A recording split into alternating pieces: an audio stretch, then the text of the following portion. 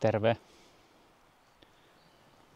Täällä ollaan Kiertomäenjärven Tuvaan pohjoispuolella jossain ja kello on kyllä jotain aika pitkästi yli puolen yö.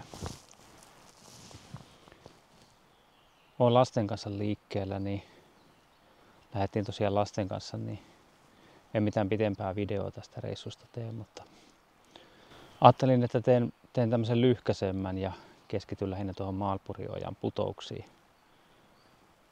Hieno paikka. Sehän on varmasti monelle retkeilijälle tuttu paikka, mutta ei läheskään niin tiedetty ja tunnettu kuin vaikka Paratiisikuru tai muut UKK-puiston nähtävyydet.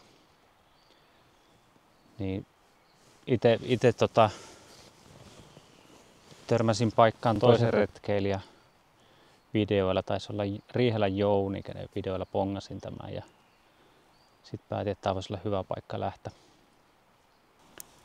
Eli Maalpuriojan putoukset on täällä Anterin mukaan yläpuolella, tässä Rovapäiden pohjoispuolella tuossa. Ja tänne pääsee ehkä helpoiten, kun lähtee täältä Raja-Joosepista ja sitten tätä rajavyöhykkeen tietä, niin kuin me tultiin. Ja sitten tätä kautta pääsee tänne, mistä haluakaan mennä. Toinen vaihtoehto sitten Kiertämäenjärvien kautta ja täältä tunturien yli. Ja Anterin mukaan tupa ei jää kovin kauas siihen eteläpuolelle. Sieltä moni kanssa taitaa täällä käydä.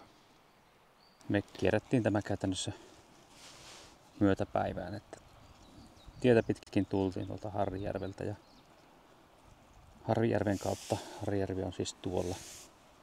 Ja sitten takas mentiin tuolta Hirvaspäiden Satulasta ja Peurahampupäiden kautta sitten Kiertämäenjärvelle. Mutta tämmönen lyhkäinen reissu ja kesällä ehkä sitten tulee taas pidempi reissu vähän myöhemmin.